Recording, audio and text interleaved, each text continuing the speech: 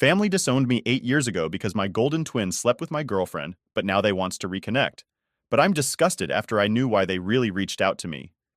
After being disowned 8 years ago, my family has invited me, my wife, 27, female and daughter, one female for Christmas after getting conflicted advice from my friends. One of my buddies told me to post my dilemma here to see what random internet strangers would say. I'm 25 male and youngest of 4 kids between my mom, 52 female and dad, 54 male. My siblings are fake names.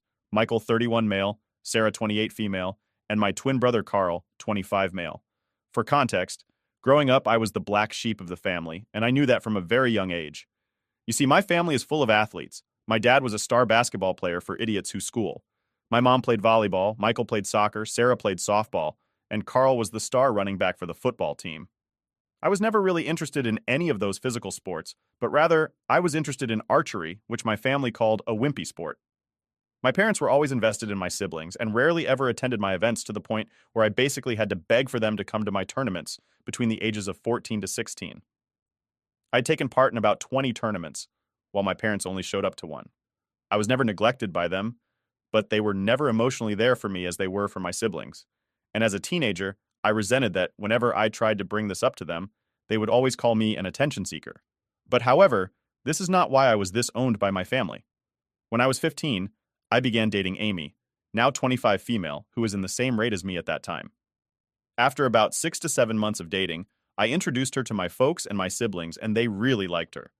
I know I was young, but I could see myself having a future with her. Almost 3 years later, one of Amy's ex-friends told me that she had been cheating on me for a couple of months at a time. I didn't know who the guy was. But after confronting her, she told me that it was my twin brother.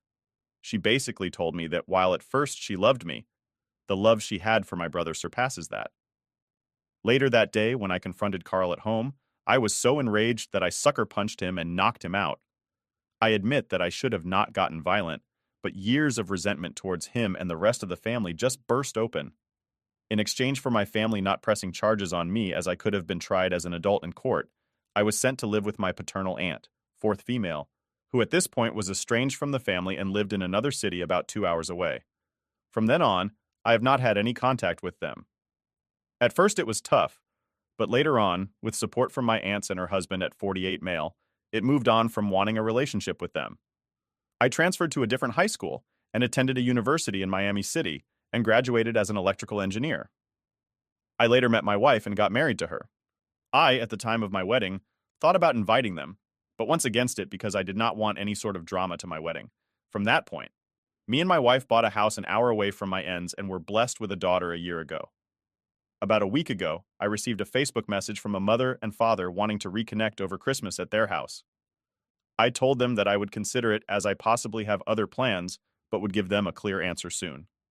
Later on, both Michael and Sarah sent me friend requests, which felt weird to me. My wife has told me that if I decided to go, she and my daughter would spend Christmas at my father-in-law's house as she does not have to deal with unwanted stress as she is 2 months pregnant. And I agree with her. My question to those reading those is that should I go and try to reconcile with my family, or should I not? I'm very conflicted on what to do.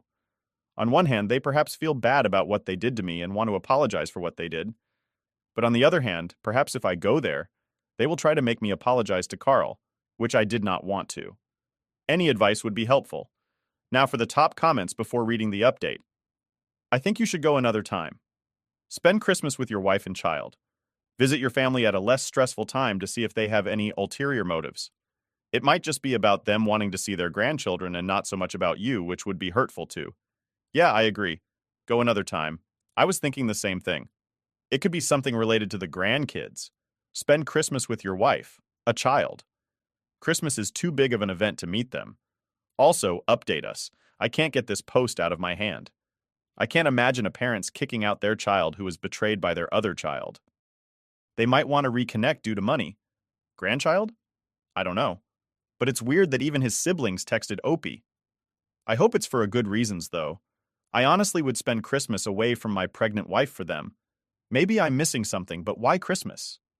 They could have reached out at any time and given you a chance to pick a convenient time as they're the ones trying to amend things. I don't know. It seems weird to me. I personally wouldn't go unless you desperately want them back in your life. Optics. They found out Opie has a kid and is successful, and now they're trying to heal the family so they don't look like trash. Abandoned their son years ago. It's a trap. Notice they didn't open with any remorse or any sign of an apology. They want something, money-free work and organ access to your babies or just to look good to their friends. I'm not saying don't go, but keep your expectations low. Be ready for we need you to do X for us in order to properly reconcile speech and have a quick exit prepared. I don't know. As a parent, I cannot fathom going no contact with one of my children for 8 years after my other child did something so cruel to him, so he hit him. That is just inconceivable to me. Now, totally understand if my son hits his brother. If he ever did something like that, may be wrong. And I know I'm not supposed to say that, but we're all still human. Whether you can move past the fact they abandoned you to your arms and turned their backs for 8 years is your choice.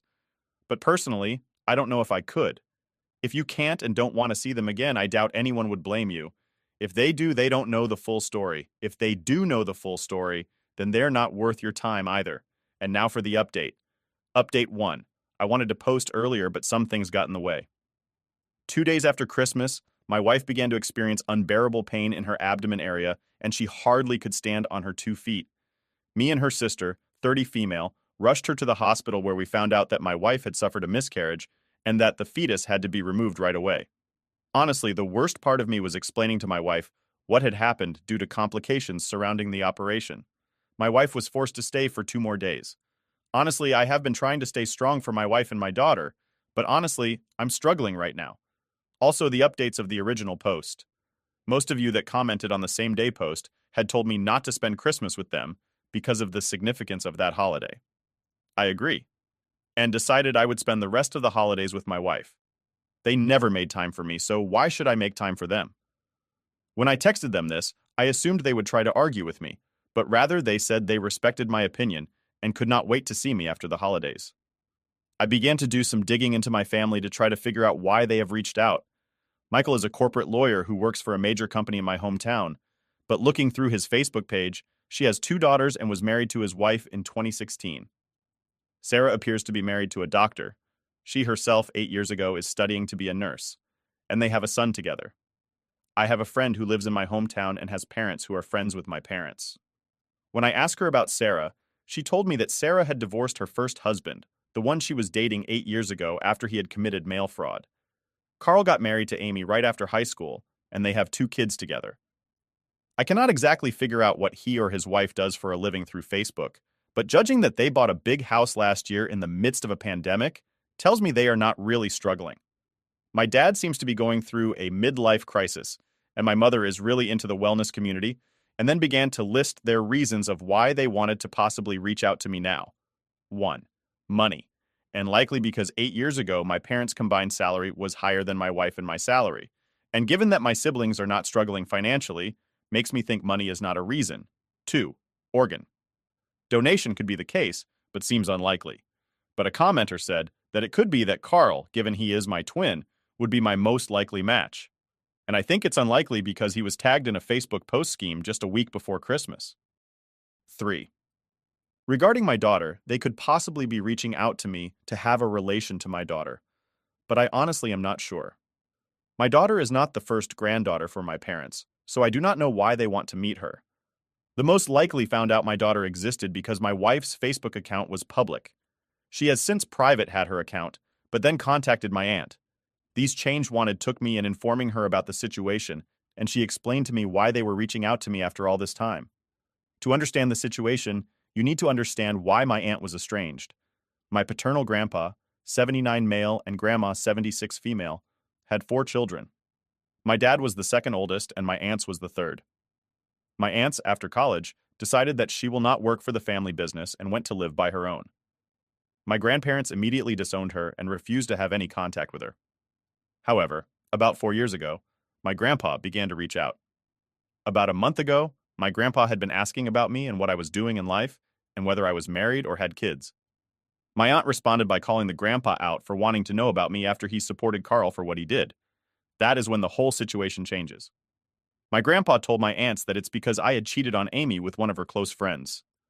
So I deserve to be outraged.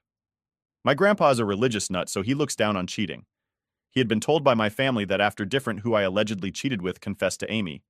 She wanted Carl and Sarah for support and comfort, But when I found out about this, I confronted and brutally attacked Carl and Sarah. While Sarah was the one who tried to break me and Carl apart, I did not lay a finger on her. And I did not do that to Carl. When my aunt was telling me this, my jaw dropped. I could not believe that they hated me so much that they were willing to make a big, terrible lie about me and spread it around. My aunt later told Grandpa the full truth, and what truly happened and my aunt told me he was shocked because he always thought Carl was a good kid. My grandma, but then asked my aunt for my number, which she declined to give. It figured out why my parents and siblings wanted to get in touch with me. It turns out, my grandpa had told my parents and my siblings that if they did not apologize for what they did to me and have me over for the family Christmas dinner, they would be cut off from his will. For context, he is a multimillionaire. So that is why they reached out to me not to apologize about how they all wronged me in the past, but rather because if they did not, they would not get anything from Grandpa. What a bunch of greedy people. After hearing about this from my aunt, I decided to block all of them. Why should I respond to them? At this point, all of them are dead to me. I have a wife to support after what she went through at a family that respects me and my in-laws. However, this does not end here. As 3 days after New Year's Eve, I received a call from an unknown number on my work phone. I'm used to getting calls from unknown numbers because of my career, but when I picked up, I heard my grandfather's voice. He most likely got my number from my company website. The first thing he did was apologize for not trying to get in contact with me for the past 8 years. He told me he was sorry that he could not be there for important events such as my graduation, the wedding, and the birth of my daughter. I was not really close to him before, so him cutting me off did not bother me. Later in a call, he told me he was so disgusted with the rest of my family that he is cutting them off as well and adding me to it.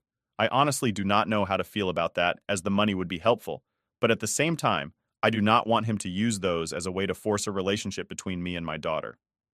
We talked for about half an hour on the way to call. Once made me think that perhaps I could build a good relationship with my grandpa. But then he told me something that got me really pissed. He told me that he was disappointed and that my daughter had not taken the family name for context. After I got married to my wife, the issue of what last name to use as a couple came up. For some legal reasons, I wasn't able to change my last name to my wife's last name, but we decided as a couple that all of our future children would have her last name. I, at this point, unloaded on my grandpa, calling him a senile old man and many other hurtful things, and told him to never contact me ever again. The audacity of this man to say that after what I went through is something I will not let him use the money I received in the will to control me. Even if I receive the money, I will donate it to a local charity.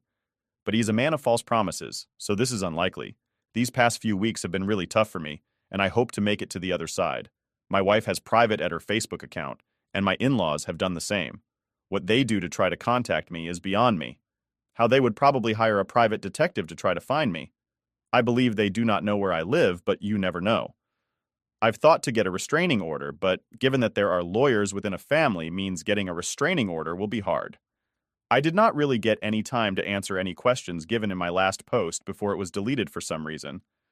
I will do my best to answer any questions for the next day or two, but after this, I'm done using the site for a while. Thank you for all your advice that I wish you all the best in this new year. Update 2. Hey everyone, it's time for another big update from my end. And boy, it's been a roller coaster. A lot has happened since the last time I posted, and I've got some pretty heavy stuff to share. So let's start with my grandpa. Our relationship has always been a bit rocky, with lots of ups and downs, mostly because we just didn't talk much. But recently, he did something that totally caught me off guard. He actually agreed with my decision to give my kids their mom's last name. Not just that, he's cool with them deciding if they want to change it when they're older. For a guy from his generation, that's pretty progressive, and honestly, it felt really good to hear him support our decision. During a recent visit to introduce my kids to their great-grandpa, he decided to drop a huge bombshell. Out of nowhere, he tells me that he's put me in his will, and I'm set to inherit something like $2, $3 million in assets. Yeah, you read that right. Millions. I was floored. Not just because of the amount, but because it suddenly made sense why my estranged family suddenly wanted to get all cozy again. This whole inheritance thing has really made me rethink their motives. It's pretty clear now that their sudden interest in reconnecting had more to do with the potential money coming my way than any real desire to make amends. It's kind of sickening to realize that, but it's not entirely surprising, given our history. This whole situation has thrown me into a loop, making me think back to all the family drama over the years. I've always been the odd one out because I wasn't into sports like the rest of them. I got into archery, which they all thought was lame. My twin brother's betrayal 8 years ago was the last straw.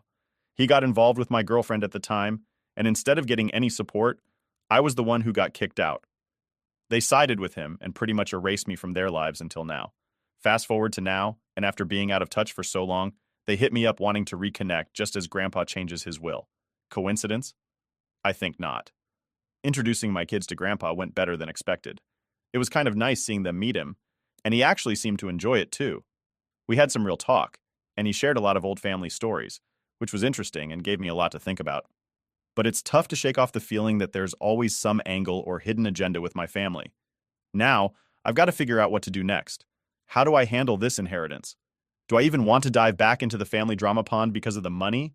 And how do I deal with Grandpa's newfound interest in my life without feeling like it's all just because of the will? This is a lot to process, and I'm trying to figure out the best way to move forward. If anyone's got any advice or has been through something similar, I'd love to hear it. Family can be complicated, and right now it feels like I'm in the middle of a soap opera. Thanks for letting me vent here. This community has been a great support through all of this craziness. I'll keep you all posted on what happens next. Here's to hoping for less drama and more peace in the future. Update 3. Hey Reddit. So here's the scoop. Someone, I suspect one of my uncles who's always been a bit of a blabbermouth, leaked the info about Grandpa's will changing. Suddenly, my Facebook inbox is like a war zone, bombarded with messages from family members I haven't heard from in ages. They're accusing me of everything under the sun, from being a master manipulator to tricking a sweet old man into giving me his fortune. Honestly, the creativity of their accusations could fuel a Netflix series. The irony here? I haven't done anything. I barely even talked to Grandpa, let alone have enough influence to change his will. But here we are, with me as the family's new favorite villain. Let me paint a picture of the kinds of messages I'm getting. 1. My older sister, who usually can't even remember my birthday, sent me a long rant about family loyalty and how I've betrayed everyone's trust. She ended her message with a passive-aggressive, "Hope you're happy with yourself." 2. Then there's my cousin Dave, who's suddenly interested in reconnecting after years of silence. His message was all sweet and nostalgic until he hit me with a "so" about Grandpa's will. 3. And let's not forget Aunt Linda, who straight up accused me of using dark magic, her words not mine, to influence Grandpa. I didn't know whether to laugh or be offended. Honestly, the audacity and the theatrics of it all have turned into my new form of entertainment. My wife and I have started taking bets on who's going to say what next. Will Uncle Joe claim I brainwashed Grandpa with some high-tech gadget? Will Cousin Sarah start a Facebook group to save Grandpa from my clutches? The possibilities are endless and bizarrely amusing. Here's the thing. This whole fiasco has really put things into perspective. Watching my family lose their minds over money has just reaffirmed why I stepped back from them in the first place. There's something liberating about seeing their true colors on full display. It's like confirmation that I made the right call by keeping my distance. Plus, it's not about the money for me. I've built a life that I'm proud of, far away from the family's toxicity. I have a beautiful wife, great kids, and a peaceful home. No inheritance can top that, no matter how many zeros are attached. Grandpa, for his part, seems oblivious to the chaos he's sparked. Or who knows, maybe he planned this as a final test to see who's who in the family zoo. Last I heard from him, he was just concerned about making his peace, setting his affairs in order, and making sure I knew he supported me. It's weirdly touching, even if it's caused a hurricane of family drama. For now, I'm just sitting back and watching how this all unfolds. I'm keeping records of all the messages, partly for legal cover if things get nastier, and partly because you never know when you'll need a good laugh at the absurdity of it all. As for responding, I'm staying out of it. No messages, no calls, no engagement. Like watching a soap opera where you root for the chaos, but stay safely on your couch. Thanks for letting me vent and for all the advice you guys have offered in the past. It's been a wild ride, and somehow sharing it here makes it a bit easier to handle. I'll keep you posted if anything else crazy happens, but for now, I'm just enjoying the peace that comes with having my priorities straight. Catch you all on the next update. Update 4. Hey everyone. A few of my family members have officially crossed into uncharted territory. They're suing me. The reason? They believe that because my children don't have the family surname, I shouldn't inherit from Grandpa. Their argument hinges on a bizarre interpretation of family legacy and entitlement, which, frankly, is just a thinly veiled attempt to get their hands on Grandpa's money. But that's not all. They're also challenging the validity of Grandpa's will by questioning his mental health. According to them, only someone not in their right mind would leave a significant portion of their estate to someone whose kids don't carry the family name. They're painting a picture of me as some kind of master manipulator who tricked a vulnerable old man into writing them out of the will. Grandpa was absolutely furious when he found out about the lawsuit. Despite his age, he's got a fire in him that I've always admired. He called me up, fuming, and assured me he had everything under control. "I've got a good lawyer, and I'm not about to let these greedy opportunists tear my family apart," he declared. It was both reassuring and sad to hear him so worked up over his own family's actions. He's now fully engaged in this battle, actively working with his lawyer to defend his decision and prove his mental competence. He's made it clear to everyone that his will reflects his true wishes and that he made those decisions with a clear and sound mind. This lawsuit has thrown the family into chaos. Some members who were initially on the fence have now chosen sides, with most aligning against me, driven by either greed or spite. The few who remain neutral are staying out of the fray, but the tension at family gatherings, not that I attend these, is reportedly through the roof. The reactions to Grandpa's staunch defense of me and his will have been varied. Some are shocked that he's taking such a firm stand, while others are angry and doubling down on their claims. It's like watching a family implode in real time. On the legal front, things are looking pretty solid for us. Grandpa's lawyer is one of the best in the business, and he's been thorough in documenting Grandpa's mental fitness and the clarity of his intentions when he revised his will. They've gathered statements from his doctor, friends, and other family members attesting to his mental acuity. We've also been preparing for the possibility that this could drag out. The lawyer has been very proactive, organizing our defense and ensuring that every possible angle is covered. It's been a lot of meetings, a lot of paperwork, and a lot of strategy sessions, which are surprisingly draining. This whole ordeal is taking its toll on everyone. For me, it's been a whirlwind of stress, frustration, and disbelief. Watching my family turn against me over money has been disheartening but also eye-opening. My wife has been my rock, helping me navigate these turbulent waters and keeping our home life as normal as possible for our kids.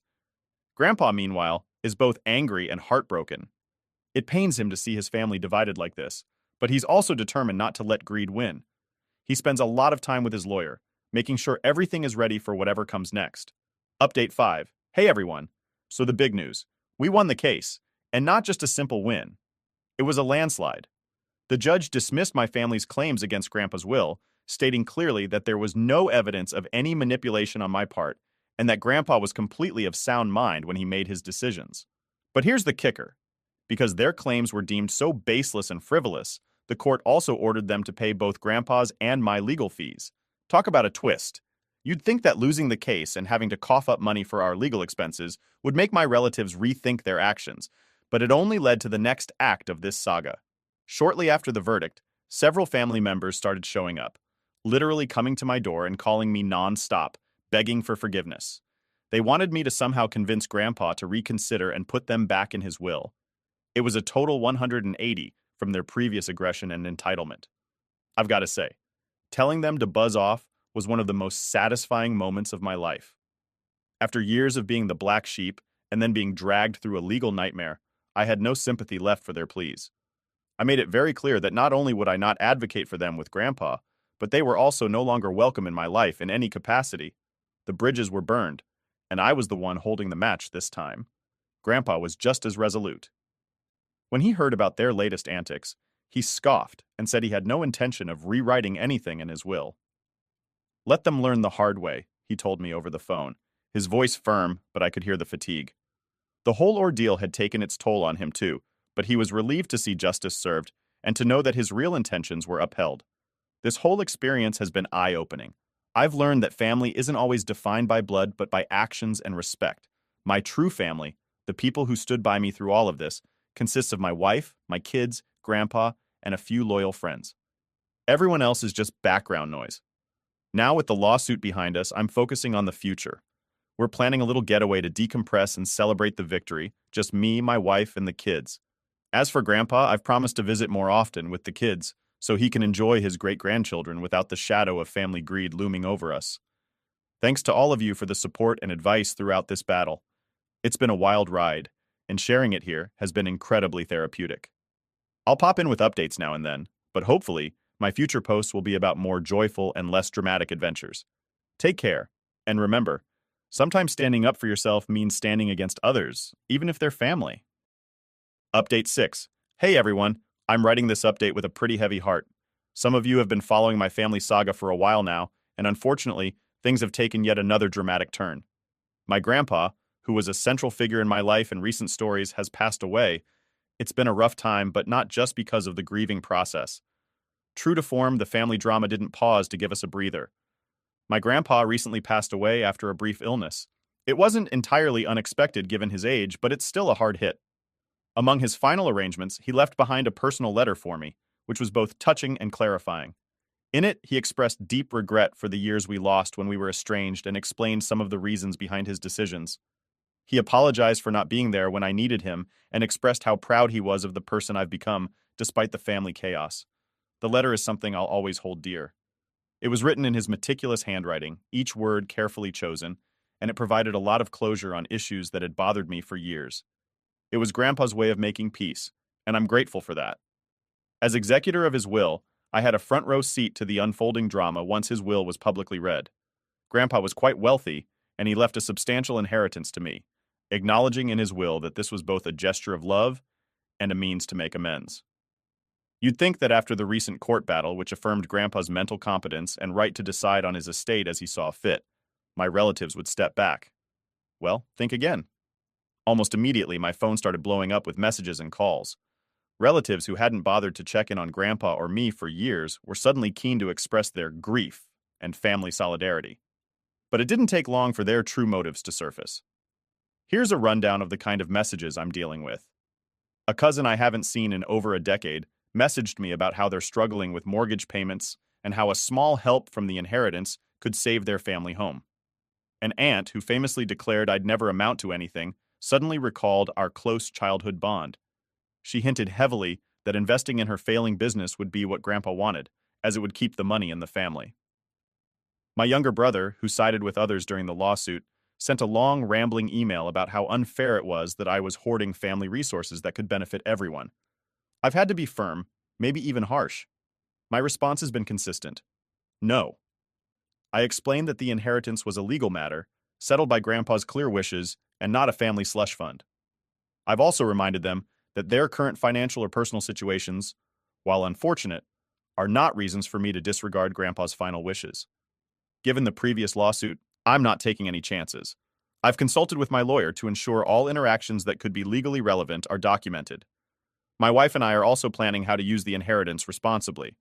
We're looking at setting up educational funds for our kids, contributing to charity, and possibly investing in a few long-term financial securities. We want to honor Grandpa's memory by using this inheritance to secure our children's future and help others, not fuel endless family greed. This whole ordeal has been exhausting and enlightening. I've come to see how toxic dynamics can overshadow genuine relationships and how money can twist familial bonds into something unrecognizable. My focus now is on my immediate family, my wife and kids, and on moving forward with the lessons learned from Grandpa's life and the recent conflicts. Thanks for letting me share all this. This community has been a great sounding board and support network through all the ups and downs.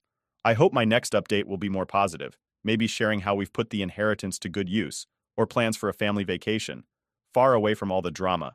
Stay tuned and take care.